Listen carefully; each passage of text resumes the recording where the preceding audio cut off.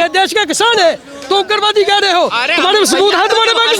जिंदाबाद के नारे क्यों लगा रहे हो? खालिस्तान जिंदाबाद के नारे क्यों लगा रहे हो? तेरी कहानी सुनाई कंपनी। भैया आराम आराम से लोग लट की जोर पे आओगे। सर क्या लगता है किसानों की मांगे जायज लग रही है आपको? नहीं सर, मुझे किसी भी प्रकार नहीं लग रहा कि किसानों की मांग जायज़ है।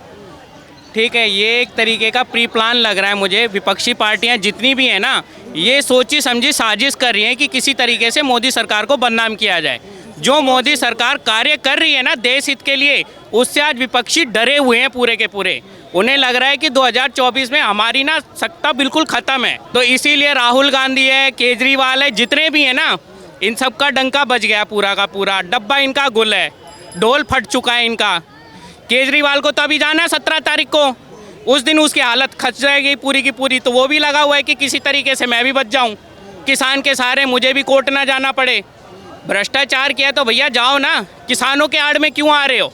और जितने किसान उठते हैं खाली पंजाब के ही क्यों उठते हैं? और देशों में भी तो किसान रह रहे हैं, उनको ज़रूरत नहीं है। लेकिन पंजाब का किसान जो मर्सिडीज़ में चल रहा है उसको MSP चाहिए।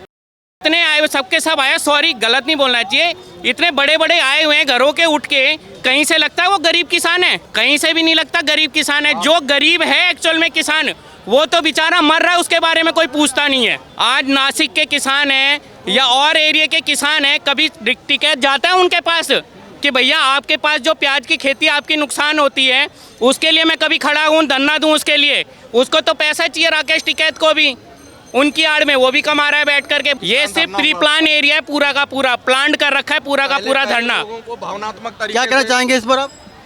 सर इस पे जो सर बता रहे हैं इसका मैं समर्थन देता हूँ, और उन्होंने बहुत बढ़िया बताया है कि ये सब सोची समझी साजिश है सर मोदी सरकार को बदनाम करने के लिए।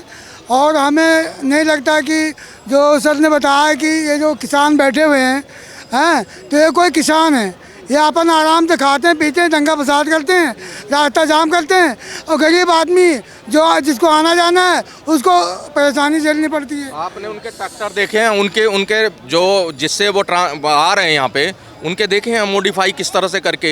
ये समृद्ध लोग हैं, बहुत अच्छा पैसा है इनके पास, और ऐसा हथियार के साथ ऐसे लग रहा है युद्ध करने की तैयारी है देश के साथ।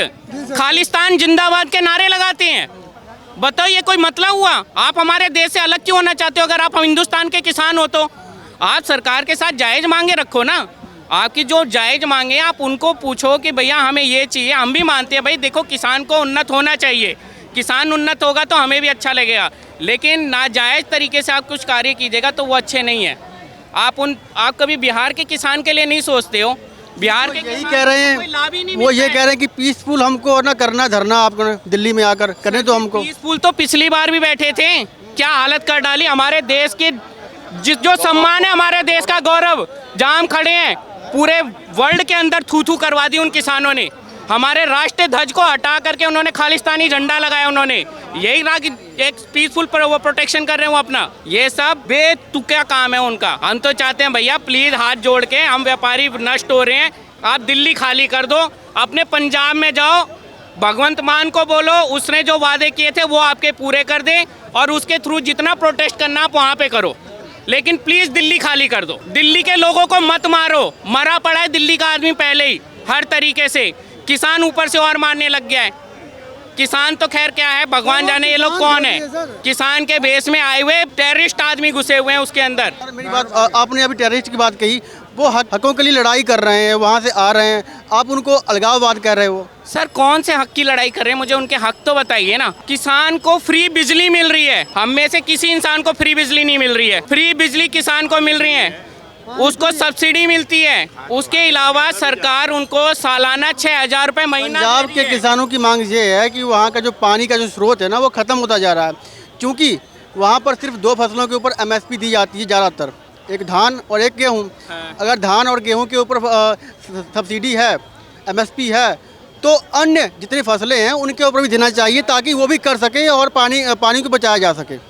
भैया मैं मानता हूँ सब चीज़ों, लेकिन सरकारों ने MSP ना देके लेकिन आपकी फसलों के दाम भी तो बढ़ाए हैं। कपास आपका जो पहले 5200 या 5400 रुपये कुंटल था, आज वो कपास आपका 6600 प्लस गया हुआ है। इनके भाई साहब को पर उनका नहीं इसके अंदर उनका किसान से बात कीजिए। इनकी में बहुत बड़ी बड़ा करते हैं, इनको बहुत तरक्की है। भाई साहब बहुत 5 किले में ना पानी डाले होंगे ये भाई साहब। इनको चढ़ती कला करे, रब करे, पानी डालो तब तेरे को पता लगेगा। ये कपास की बात कर रहे हैं, पंजाब में कपास होता ही नहीं, इनको पता भी नहीं होगा। ये जो बोल रहे हैं ना उनको जवाब दे रहा हूँ, पंजाब में कपास हम पैदा नहीं करते, हम एक्चुअली पंजाब में कनक और चावल उपजाऊ करते हैं। ये कैसे हमको चूतिया बना रहा कपास की बेचने का? हाँ, हम आपके यूपी में, बिहार में, हरियाणा में, जहाँ मर्जी ये 2 अनाज कनक और चावल नहीं अपने साल भर नहीं खिला सकते। इन गवर्नमेंट को बोलते हैं, ये सारे भाई बैठे होंगे, बुरा नहीं मानना वीर, जो रियल है वो बोलना। तुम्हारी सरकार अपनी खुदाई नहीं खिला सकता, मगर हम एक पंजाब हैं क्योंकि हम 70% विदेश में हैं। क्यों? आज से नहीं बोल रहा, अमेरिका में डंडा बज रहा है, आज से 100 साल पहले हम डंडा बजा रखे हैं। सरदार 100 साल पहले डंडा बजा रखे हैं, इतिहास खबा होगा। यहाँ से लाल किला से आप जाइएगा तो फतेहपुरी है, सरदार आया तो फतेहपुरी का नाम हो गया, सरदार आया तो मोरी गेट हो गया, सरदार आया तो 30,000 कोट हो गया। सरदार के डंका बजता रहा, वो भी आपके। मैं सनातन धर्म का हूँ, मैं ये सरदार नहीं, एक सनातन धर्म का डंका शुरू से बजता आया है और बजता रहेगा। भगत सिंह को बोल के, राजगुरु सुखदेव को बोल के मोदी मोदी हो गए करके बस। जो देश की कुर्बानी चल गए, अंग्रेजों से छुड़ा लिया देशों को, उनको भूल गए, मोदी मोदी होगी बात। सर जी 60 साल पहले कौन सा भगत सिंह जी को एक्चुअली आराम आराम से एक एक करके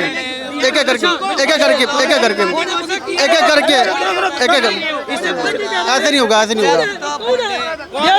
देश का किसान है तो उग्रवादी कह रहे हो? तुम्हारे सबूत है? तुम्हारे पास सबूत उग्रवादी का सबूत है? ऐसी करो, क्या सबूत है? आप हमारे पास उग्रवादी का क्या सबूत है? आप हरकत अगर ऐसी करोगे, आप खालिस्तान जिंदाबाद के नारे क्यों लगा रहे हो? खालिस्तान जिंदाबाद के नारे क्यों लगा रहे हो? खालिस्तान जिंदाबाद के नारे क्यों लगा रहे हो? तेरी कहानी सुनाई कंपनी भैया आराम आराम से अरे आराम आराम से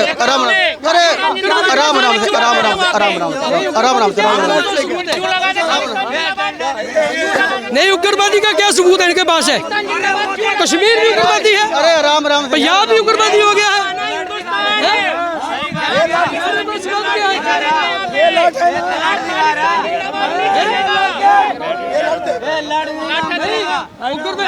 अरे भाई नहीं, मेरी बात सुनो मेरा भाई। भैया आपने कह दिया ना, आप लोग लठ की जोर पे आओगे। आएंगे पूरे तगड़े हो जाएंगे।